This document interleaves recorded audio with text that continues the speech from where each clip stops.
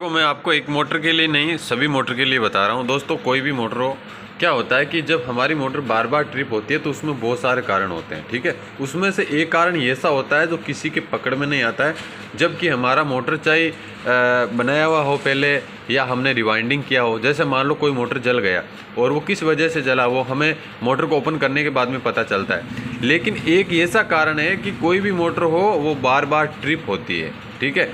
अगर हमने ये रिटर्न रिवाइंडिंग कर दिया ना नया वाला और यहाँ पर कनेक्शन कर दिया, ठीक है। अभी यहाँ पर हम चाहे सिंगल पेस हो या थ्री पेस, हम जब भी उसको रिवाइंडिंग करके दे देते हैं तो लगाते ही वो मोटर जो है ट्रिप होती है, लगाते ही ट्रिप होती है, यानी कि ऑन करते ही ट्रिप होती है, चलती नहीं है। बाकी वाइंडिंग सही है, सब कुछ वगैरह सही है। उसमें मेन कारण क्या होता है दोस्तों, मैं आपको बता देता हूँ। एक बार नहीं, ऐसी चीज़ें जो है बहुत बार हो चुकी है और मेरे को इस चीज़ के बारे में पता है किस लिए होती है दोस्तों। आप देख रहे हो दोस्तों यहाँ पर ये कनेक्शन प्लेट, ठीक है।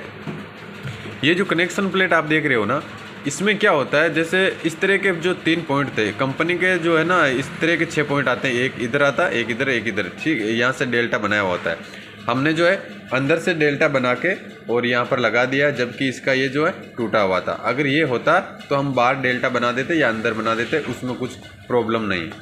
अभी क्या है, मेन कारण क्या होता है कि जो बार बार मोटर ट्रिप होती है उसका कारण यह होता है कि जो हमारे ये मोटर है, इस मोटर में जो ये आप देख रहे हो ना ये पॉइंट, इसमें क्या है कि आप देख सकते हो नीचे में ये जो प्लेट है ना, कनेक्शन प्लेट, ये थोड़ा सा अच्छा है क्योंकि यहाँ पर गैप दिया हुआ है। जैसे आप देख सकते हो यहाँ पर गैप है बीच में, ठीक है। यहाँ पर इसका जो ये एक सिरा लगा हुआ है और एक सिरा यहाँ पर लगा हुआ है, बाकी बीच नीचे में जो है गैप है।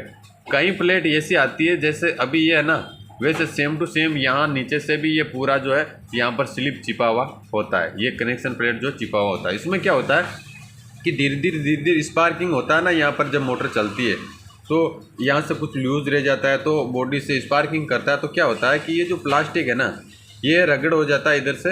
और दूसरी चीज़ यहाँ पर ये होती है कि इसका जो ये लगा हुआ है ना बोल्ट, ये पॉइंट जो है बॉडी के नीचे टच होने लगता है। तो उसमें क्या होता है कि जैसे ही एक पॉइंट हो तो हमारा जो मोटर है उसमें करंट आएगा, ठीक है, और स्पार्किंग करेगा या मोटर जल जाएगा। अगर 2 पॉइंट में से दोनों पॉइंट नीचे टच हो गए तो उसमें होता है क्या है, बॉडी के टच होने के बाद में दोनों फेस एक जगह हो गए और इस एक वायर में एक फेस हो गया।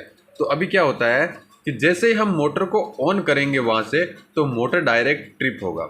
आप सभी को पता है कि एमसीबी जो होती है वो, यानी कि कहीं पर आगे फॉल्ट है या कहीं से जो वायर है वो आपस में टच हो गए तो उसमें क्या होता है कि एमसीबी नीचे गिर जाएगी। तो सेम टू सेम वैसा ही है।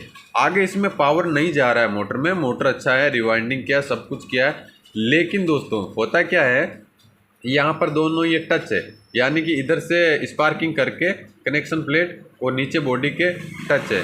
तो हम जैसे ही मोटर को ऑन करते हैं तो ये दोनों आपस में फेस मिल जाते हैं और फेस मिलने के कारण एमसीबी ट्रिप हो जाती है।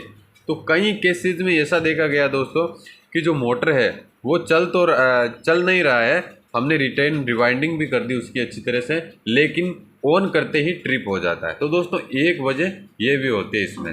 तो दोस्तों आप इसमें क्या कर सकते हो, इस कनेक्शन प्लेट को हटाकर आप देख सकते हो या इसको बॉडी शॉर्ट मीटर से आप जो है चेक कर सकते हो, ठीक है।